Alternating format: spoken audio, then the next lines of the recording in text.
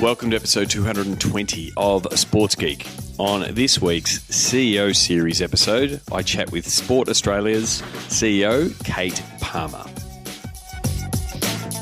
Welcome to Sports Geek, the podcast built for sports digital and sports business professionals. And now, here is your host, who is improving his 3-and-D game ready for call-up, Sean Callanan. Yes, I'm Sean Callanan, who was shooting hoops this morning to find my 30, which will become apparent why I'm saying so with today's interview with Kate Palmer. She's the CEO of Sport Australia, and we discuss her career. But until I get to that point, as always, you can contact me the old-fashioned way. No, not by fax. Via email, sean@sportsgeekhq.com, or via Twitter @SportsGeek is the company handle, or @Sean Callanan is how you can get in touch with me. You might be listening to this podcast. You might be doing so on sportsgeekhq.com. This episode will be 220. You can always go sportsgeekhq.com/episode number. Have a lucky dip sometime. Put in a number. See where it ends up. Or you could be listening to this podcast on Pocket Cast, my favourite podcast app. You could be listening to it on Google Play or Apple Podcasts, or whatever podcast platform you prefer. Let us know if it's not on your platform. I will get it on the platform of your choice as soon as I can. Until we get just before we get in this interview, stay tuned for an update from inside the world of esports. I've got an update from what's happened in the last week. It's been a busy week. But before I do talk about that, I want to talk about digital to dollars. As you know, if you've been listening to the podcast, I did a digital to dollars workshop with the AFL recently with a bunch of the AFL clubs. It was terrific. Lots of good ideas bouncing around audience and content and the different theories around distribution and what social media channels, and some really good discussion around value and valuation and rate cards and how to develop a pitch. So that's the pillars. They're the 5 pillars of digital to dollars. The first 3, know your audience, know your content, know your distribution, work for any business, sport or otherwise, to get your digital strategy and content plan sorted so you know what the roadmap is for you. So I'm happy to discuss it, how digital to dollars process can help you sort your digital content plan, and then if you're in the sports space and the sports rights space, understand the value of that content and how to go out and pitch that to market. I'm really looking forward to applying that with my esports business and my esports team in the OPL, newoplteam.com.au. I'll talk a little bit more about that later, but please get in touch, sean@sportsgeekhq.com, or go to digital to dollars to learn more. Now, time for my guest. Kate Palmer is a long-time sports executive and an absolute trailblazer in the sports world here in Australia. I've been waiting a long time to chat to Kate, and so I'm really pleased to have her as part of our CEO series, as she is now at CEO of Sport Australia. So here is my chat with Kate Palmer.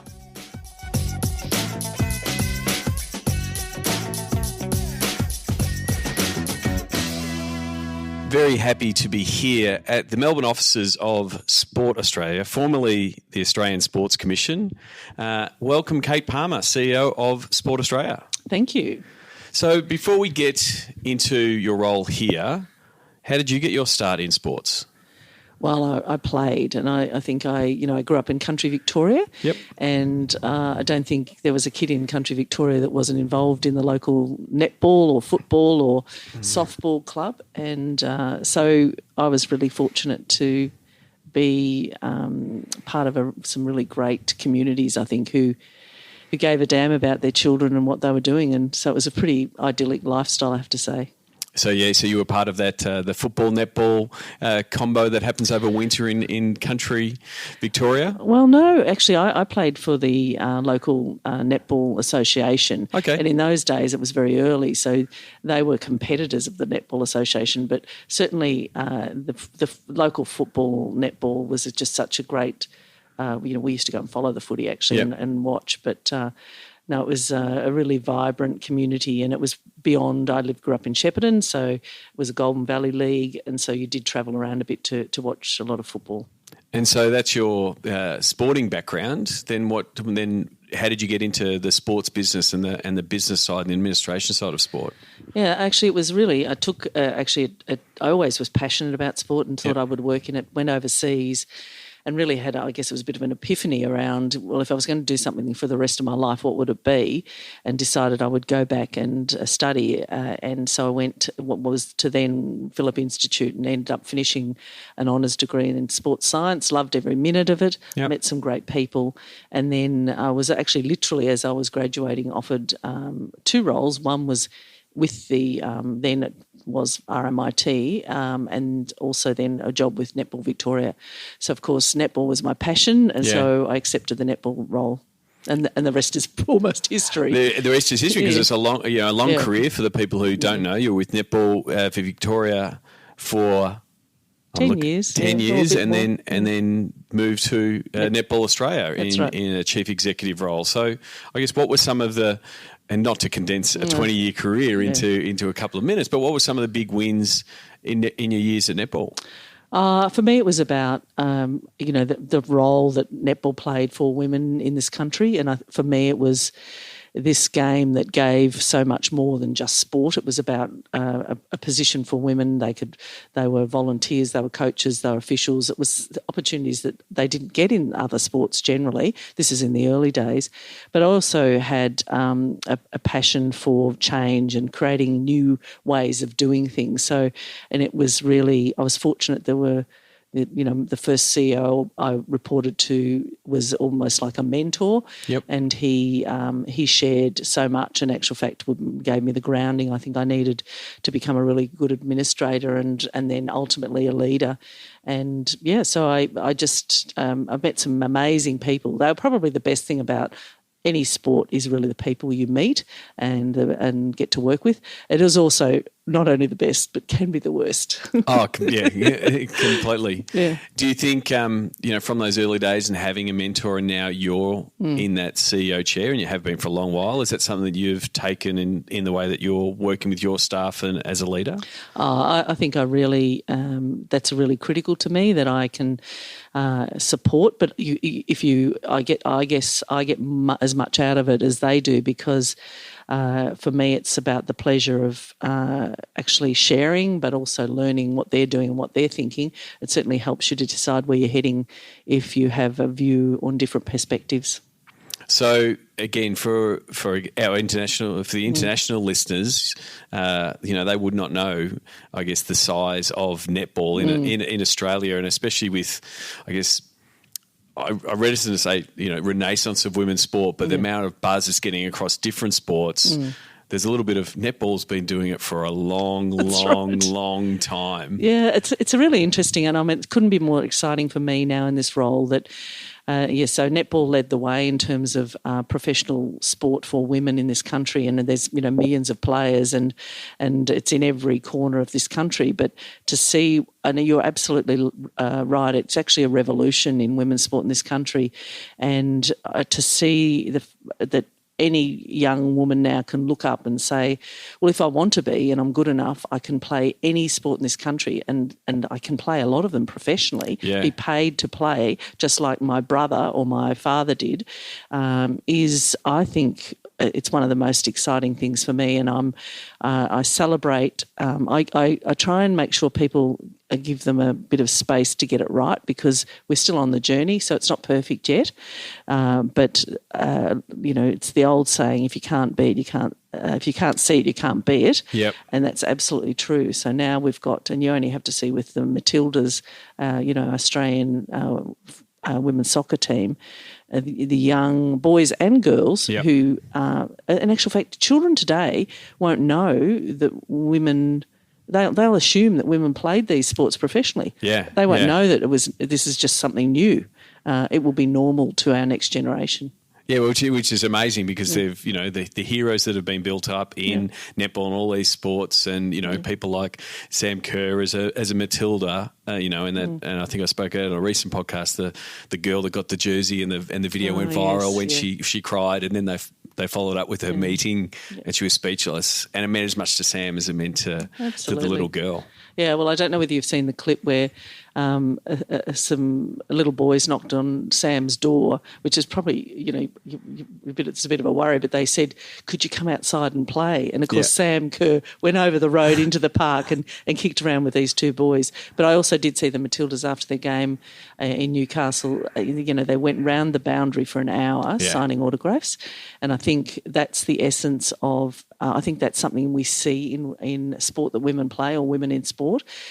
So I think it's great. I mean, we've always had wonderful basketballers, and there are lots of Australian females that Lauren Jackson, our absolute hero and legend, who's played in the US. I think now seeing them in our own backyard is exciting. So you took on the role as Chief Executive Officer of, was it then the Australian Sports Commission when you took over? Yeah, it was. So take us through a little bit of, again, what does the Australian Sports Commission do, and what role does it play in sport, and then why it's now known as Sport Australia. Yeah, so we're a government agency, but the peak or lead organisation is Country for Sport. And so the key things for us are, getting Australians moving. So it's around participation and community, around integrity, a really broad responsibility around integrity, about international reputation, it's inspiration, aspiration from international success. So that's the high performance piece. And then how do we build a really robust industry? So how do we make sure that our industry, it contributes $83 billion a year to the Australian economy. Are we making sure that our sport organisations are successful? So I came into the role 20 months ago, and for me it was really around trying to turn what was a government agency, but we also behaved like a government agency. How do you become touchable and how to become real to the Australian public? So Sport Australia, it was incredibly immediately this positioning, a new strategy, a new name, and the launch of the Move It campaign and Find Your 30.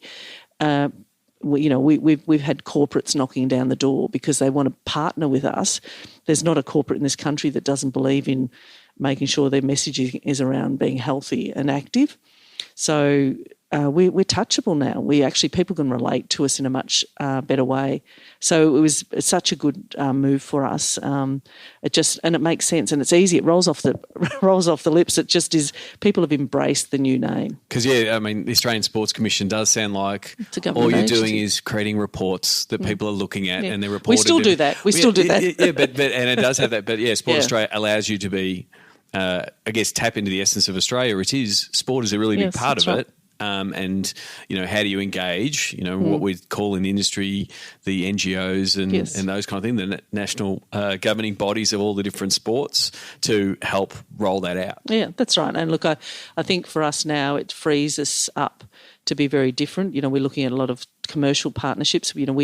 Our reach is massive. We have thousands. So actually, we have over 100,000 children visit our site at the Australian Institute of Sport each year. But there's hundreds of thousands of children in our schools program.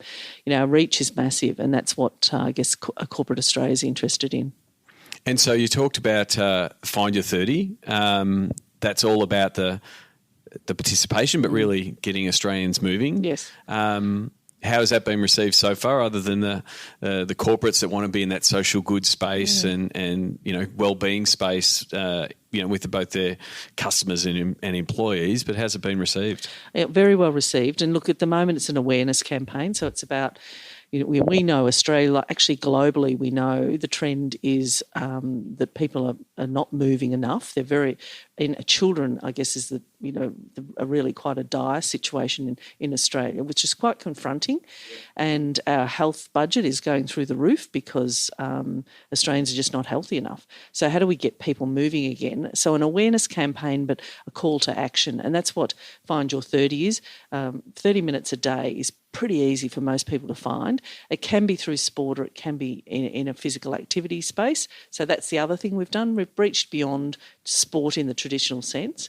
Because it's not the Saturday morning you've got to go play footy or netball or cricket, which is again what we grew up with from a generation to this casual fitness, running, walking. Absolutely. The fact that sport as a product, if you will, is changing. Absolutely, and I think sport in this country recognises that people want to consume their products in different ways. So how do we make sure that we are looking to the future and what people need? And certainly, our open spaces are really important because then it needs to be safe, so well lit for women. Yep. So it's been really well received, and making sure that children need a bit more than that. They need about 60 minutes a day, but are our schools a space for that? They're a captive audience. But are we delivering the right product into schools so kids are, I guess, are motivated? Well, they need to learn how to move. I met the global head of sport from Apple, and I said to him, children in Australia are starting school and they can't run in a straight line. And he said, children should never run in a straight line. Yep. And I thought, oh, you know what, you're so right. And I think this is the thing, we've got to get back the joy of movement and making sure that people have a lifelong love of being physically active. And it doesn't have to be a chore, and every single person in this country could do it. So it's been really well received, and certainly sport in this country, it's open source material, so they're starting to use the brand and the philosophy of it. And so next step will be really interesting about how we now expand what that means. And so that's when it does, I guess, flow down to the different sports and say, how can we put our hand up in this space? How can we provide a sport or a product or an offering that fits into these people that are looking to get active? Because once you start getting active and finding your 30 and doing, you're like, oh, I do feel better. Yeah, I do want to do more stuff. And so that opens up the opportunity from a participation point of view to whether it's, mixed netball or softball in the park or, AFL nines or whatever it is, those different products start becoming more viable. Yeah, and look, we're leveraging the campaign by putting out grants that actually encourage people to. So where there's the better ageing grants, there's local infrastructure grants, there are new participation grants, which are all branded and labelled with the Move It campaign. But I think that you're absolutely right. It's actually, let's be easy on ourselves. So if you miss a day, does it really matter? Well, it's probably better for you to do it every day, but don't be too hard. Just start again. Yeah. And so I think. If we can get Australia moving, and we know behavioural change, it's not easy. So, but we're really excited about the starting point, how we've started the journey. So, sport is a big part of Australia's history and identity. We are very proud of the success we've had. We've talked about legends like Lauren Jackson and the like, success we've had both here and internationally in a multitude of sport. How does Sport Australia play a role in making sure that stays part of the fabric and, I guess, looking ahead? Yeah, it's a good question because I think internationally, our reputation is based around being a sporting nation, but the competitors internationally now investing much more, for example, in international success. So we're struggling to keep up with that, and it's something that we're really completely reinventing ourselves, and the Australian Institute of Sport is going through a massive transformation to focus on the things that we can do that no one else in this country can do. So bringing the system together is really important in this country. But we've recently launched some new awards, and it's a recognising that it's beyond medals. It's about the way we feel about our country and being, really proud to be Australians. And how is that reflected in a sports sense is when athletes like Kurt Fearnley, our just fabulous para-athlete, and what he stands for, it's about how we represent ourselves, the values that are important to our country. And I think, for me, that if we can actually show the value in sport in bringing the country together, but also the values, and we'll slip up. Sport, that happens. We know that there's sport, but it's not about whether we slip up or not. It's but what we do when that happens. So do we do we actually really come out and say, you know what, I'm accountable, I was responsible, but I'm actually going to change? And I think sport can show those things as well. So it's a real microcosm of society, really. It reflects everything about Australia. Yeah, because it is a tough balance of that results and, medals and gold medals and titles, which, happens around things like the Olympics and that kind of thing. And we've seen different countries take different approaches. Like London 2012 is seen as an example, and this is how they've transformed their sport, and this is what they're doing in the university space. This is what they're doing in high performance. But then it's also, how do we get grassroots continuing to play, and how do we feel good about ourselves? Yeah. Oh, look, I think the reality is communities that are connected through, well, anything really, but sport's a really great connector. And people, we know that from and I'm not suggesting for one moment that sport is going to solve the problems of the world, but it does bring people together. It brings nations together. Sport diplomacy and soft diplomacy is really important, but also it brings people together in a community. It does impact on people's mental health. It does impact on the way, our cardiovascular system. It does connect us to community and mean that we feel like we belong. So it can be part of society and part of the problems that we're seeing in society because of the challenges of sitting behind screens and doing all those sorts of things. Being constantly busy and not finding the 30 as you will. You did mention Kurt Fearnley there, and I will put. I pretty much every time I see a video with Kurt speaking, he's a thumb stopper because it's like stop and hit play. So I'll put one of the numerous speeches he's made in the last 6 or 7 months because he's definitely someone to listen to. Tell us about the initiative around the Paralympians and the Paralympics. Yeah, look, it was pretty exciting. Yesterday actually we launched a $1 million equipment fund for the Paralympic movement, so through the Australian Paralympic Committee, and we know that one of the barriers. There are many barriers to people with disabilities. One of the barriers is about having equipment. So how do you get a young person into sport or physical activity if they haven't got a chair that's right, or they haven't got a prosthetic leg, or how do they do that? How do we get them moving? So breaking one of the barriers down is to provide this fund, and certainly we heard it from a 14-year-old boy yesterday.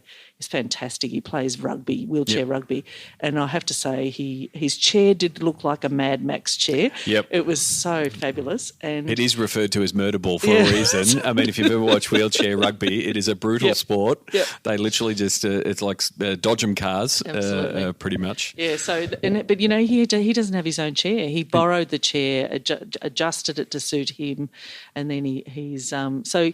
It's for me. It's get rid of that barrier, and then start still addressing those other cultural and social barriers.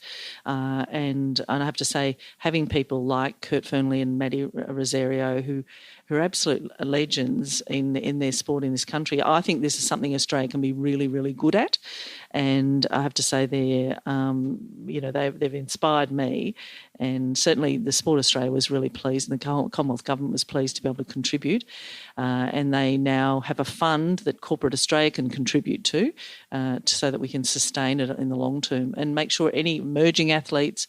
I know JD Badenhurst at the Winter Paralympics smashed her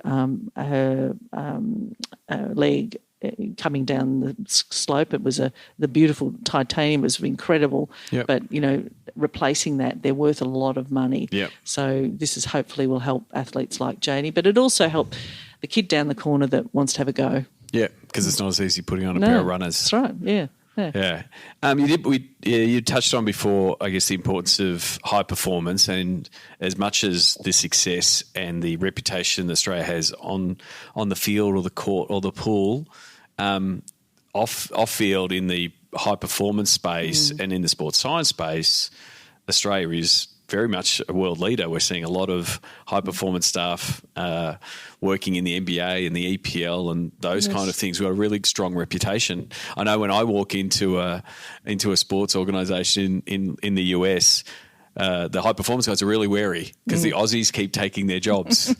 But you also rolled out a talent program around high performance. Do you want to tell us about that? Yeah, look, there is clearly a lack of equity in a number of females in positions of influence in sport in Australia, both in the executive leadership space but also in high-performance coaching. So we decided to stop talking about it and to fix that, and we've just launched a program it's an immersion program across 12 months. It will take initially 32 or 16 high-performance leaders, 16 executive leaders, future CEOs, females, into a program. And for us, it's about, setting some targets around what's acceptable. And we're seeing more females moving into positions of influence, but not enough. So I was actually stunned by the response. Across my Twitter feed, it was just incredible. People, and in actual fact, within 5 days, we'd had 38 applications. We hadn't even really put out much information. Actually, we didn't need to promote it. I can tell you that. Yeah, all such is the demand. Yeah, the demand. There's a huge gap. So, and look, we've been talking to some of the professional sports who are launching new leagues for women, and the reality of it. And AFLW is a good example. That's how our native game, there are 10 teams and not one of them is a female coach. Yeah. And there's a range of reasons. It's not because the AFL doesn't want them to be there. It's the environment. It's about the coaches being ready. And there hasn't been that, it's practically new, and there hasn't been that coaching pathway. That's right. Yeah. And so you are getting women that are cutting their teeth. Yep.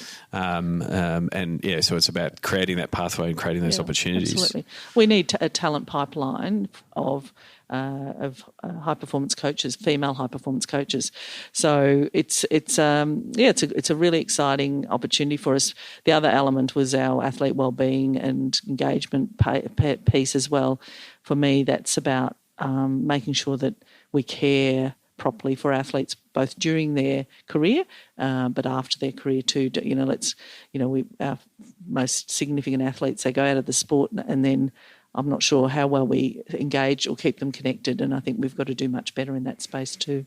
And it must be a good feeling for you. I mean, well-deserved title, being a trailblazer, being a female CEO, and ASC 31 years of operation, and you're the first. Yes. But it must be good to have people coming through. I mean, even just this week, Susanna Dinenage was announced as CEO of the Premier League, which is amazing news. Yeah, it's great. Wouldn't it be great though? One day we won't say, "Isn't that incredible?" That's not a first. But I think let's celebrate it now because we need to. I agree. There'll never be a first CEO of Sport Australia again. Yep. And Raylene Castle, who was our first female CEO of Rugby Australia, said there won't be a first again. And she was the CEO of a rugby league team. Yep. One of the toughest places in sport. And the world's changing, and I'm glad that sport is doing something about changing this. And the program, driving equality, like you were saying before, young girls are just looking at, I can play all these sports. Yeah. Those girls will also go up going, all of these roles, whether they be a CEO role, whether they be on a board, will be opening up. That's right. Yeah, they'll. I mean, look, it's helped at a director level that we have I guess it is a quota. All of our national sport organisations have to have 40% of their board need to be females, and that's made a massive difference. In 5 years, we've now reached that target, and I think you can see the difference, and so that's been a great thing. So. Once you have to measure it, I think that gets done. So we're really pleased about that shift. And, we're seeing now chairs, more female chairs. It's still low, but we're getting there. Yep. So the 2018 is nearly in the books. 2019, what are you looking ahead and what are you looking forward to for Sport Australia in the next 12 to 18 months? Well, we're bedding down our new strategy, so it's a very different approach to everything we're doing. It was a major transformation. We've got a workforce of around 470, and it impacted most of the organisation. So bedding that down, but then looking towards Tokyo, our new initiative or new strategy around high performance, a complete transformation. We don't want to put too much pressure on on the athletes, of course, but we're expecting a good showing at Tokyo. But we're looking. I mean, Paris. We're planning for Paris, of course. Like every other nation in the world, will stop talking about Tokyo soon and start talking about Paris. So that will be really great. But there are a number of things that we want. We want some real measures of Australia being more active. We do want to tackle all of the integrity issues, and we've got some major issues in the transgender space in Australia. There's more than two genders now, and how do we actually make sure that we prepare our industry to be more accepting and welcoming to everybody and make it a safe place? And we're not quite there yet. And I suspect everyone in the world is struggling with this. So we want to take a strong leadership position around those issues to make sure that it shouldn't be an issue. It's about being safe and inclusive.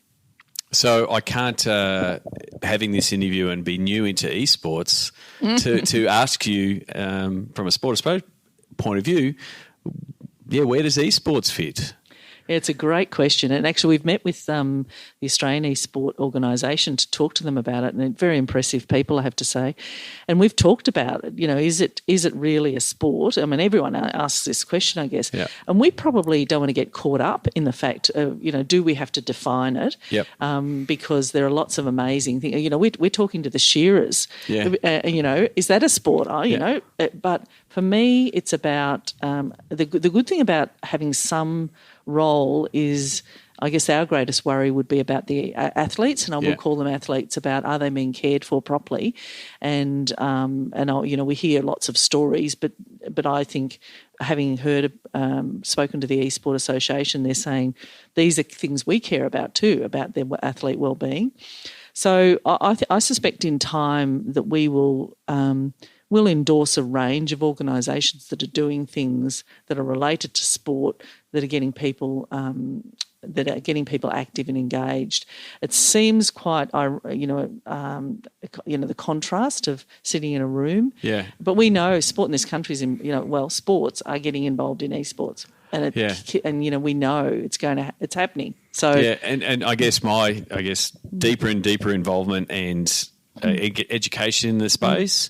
There's so many parallels to sports, the traditional sports that we know. But one of the things that has been really positive in looking at it from the pro player point of view is that they're really taking an athlete and a mindset approach to it. So they're getting healthier, and they're realising that their physical performance and finding their 30 helps them be more mentally alert and be able to. And then there's the teamwork factor of they're working as a team, which is the same as on a basketball court and that kind of thing. So there's a lot of similarities. And then partners like Headspace are talking about esport athletes about how to have the right frame of mind and those kind of things, which is the same thing that AFL players and netballers are all tackling. So there's a lot of similarities, and it's still a relatively new sport when we're talking about old sports that have been around for hundreds and hundreds of years.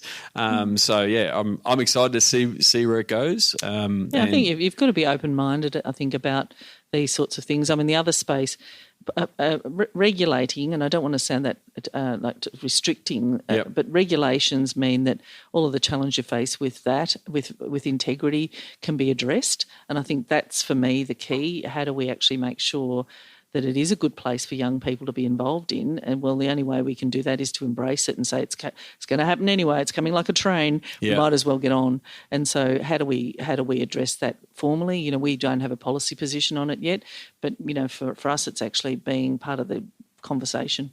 Terrific. I want to finish off with the Sports Geek Closing 5. Yep. Do you remember the first sports event you ever attended?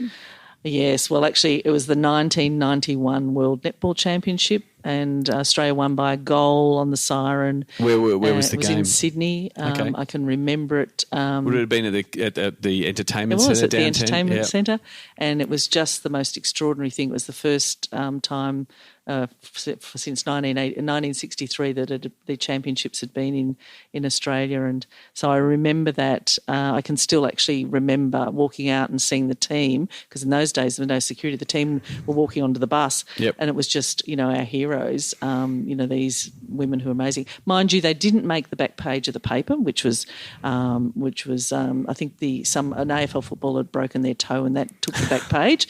But I have to say, but it was a little watershed and mainstream moment. Game changer. Game changer. Were there even the Diamonds at that point? No. It was the Australian netball team then. So Vicky Wilson was the captain, and that's right. It was extraordinary. So I remember that very well. Terrific. You would have been to a lot of sports events over your career. Do you have a favourite food memory? I have to say, with Rayland Castle in San Francisco, watching the Lakers, and we had one of those hot dogs and a beer. I could hardly put my hand around the glass. It was the best hot dog and the tastiest beer I'd ever eaten. And it was because I was there seeing just an extraordinary game, and it was when Kobe Bryant was playing. So I was a huge fan of his. So I just loved it. Terrific. What's the first app you open in the morning? Oh, it's a bit boring, but it's the AFR, Australian Financial Review, because find out what's going on in the world. Actually, to be honest with you, the first thing I look at is what the market did in the US, because what's going to happen in the Australian Stock Exchange based on what happened in the US the day before. So, it's my guessing game for every morning. And is that just from seeing where the world is from a business point of view? Has that always been something that I always think it's really interesting. I mean, Australia does have a major focus on the US. We see a lot of their news, but it's good from a politics perspective. So I'm really interested in the stock market. I'm a bit of a company watcher. Okay, I watch CEOs of companies and wonder why they make the decisions they do. So it helps me get my daily dose of that. So I'm going to go off track here, but So the Australian media scene and the sports landscape keeps changing. Nine and Fairfax are now in. We've got new players in rolling out different types of thing. What's your take of the whole sports media scene from a sports point of view? I think that's the most exciting, actually, because what we as consumers can see now. We can almost curate our own entertainment through sport, and for me, that's the fabulous thing. And when I'm a subscriber to Fox Sport, and so I get to watch sport from all around the world. And I have to say, I'm really, being so far away from everything, it helps. So I'm excited about the future of, and we're doing a major project at the moment to build the capability in the digital space for sport in this country. Big investment from us on that. So, and sports really, a lot of our sports in this country are not up to speed yet.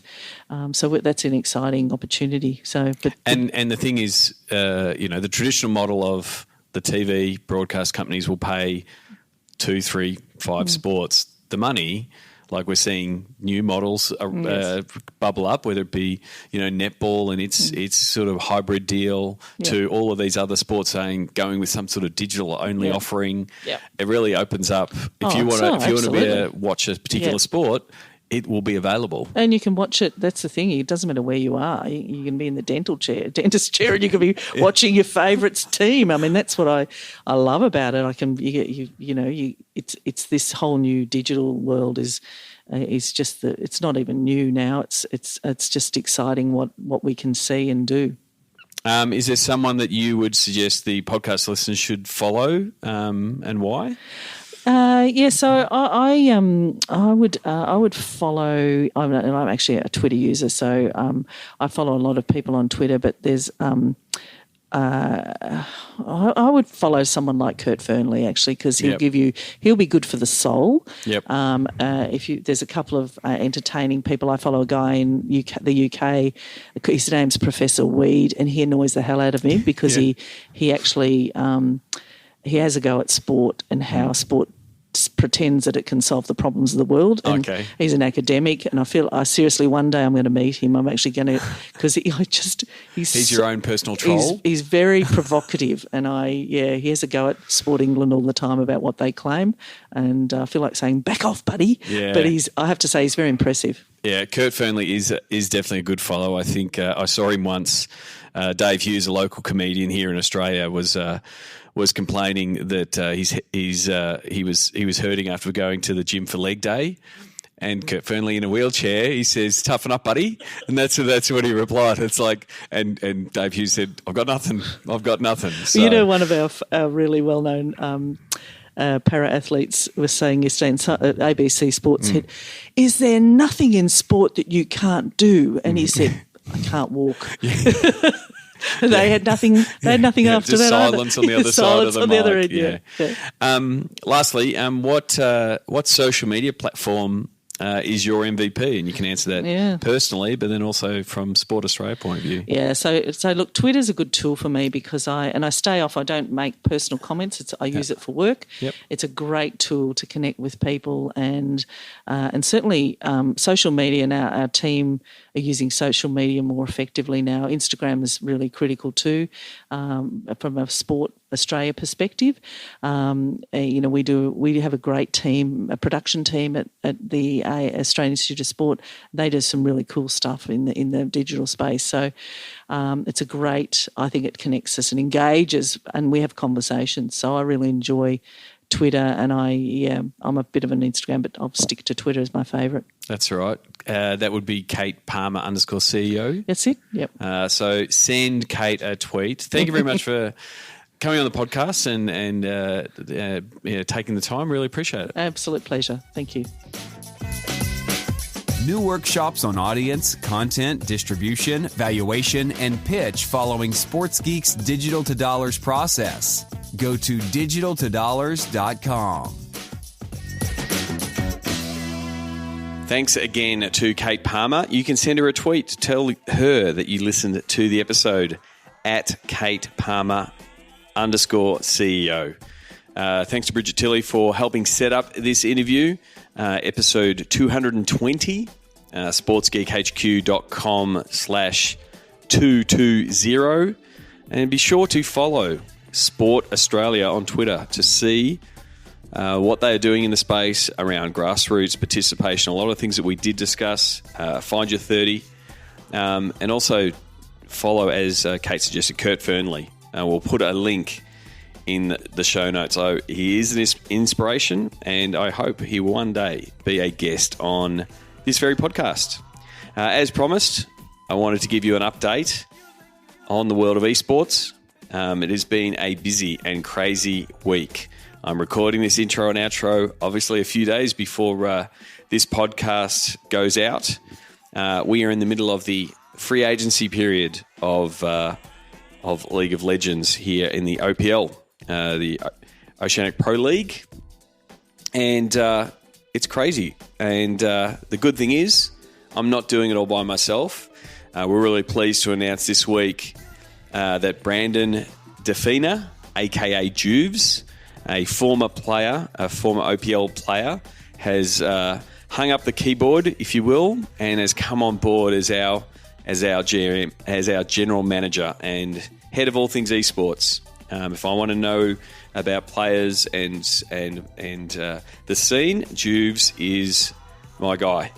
So we closed discussions at the League of Legends Origin event at Margaret Court Arena on Saturday. Had a really good discussion about his philosophy as a player and where he sees the scene going. He's also one of 7 professional athletes that are Headspace ambassadors. So he's really he sees the mental wellness and mindfulness really important to esports athletes, which really aligns with how I see and how we see the opportunity being in the space from a high performance point of view. And so just to kick things off, to really show how esports is a global business, Juves has been in Bali this week, and I've been in Richmond in Melbourne, Australia, and we've been in the player signing period and absolutely in the thick of it, from DMs direct messages on Twitter, to setting up meetings, to setting up phone calls, to using WhatsApp, to talking to players both here and in different parts of the world. It's been an exciting process, and I've really enjoyed talking to the players, understanding their perspective, understanding how the industry is growing, and discussing our plans with some of the players and where we think they fit and how we can help them, become better players with people like Juves supporting them and the coaching and the support staff that he's going to put in place around the team. But then also what we can do from the Sports Geek side of the equation in helping them become the best digital performers they can be, and how we can really change up the game, and what opportunities we will offer our players and our team overall. I think is going to be something that's going to be really exciting for the OPL scene, but the esports scene in general, not just in Australia, but definitely taking a global view in everything that we're doing in this space. So stay tuned.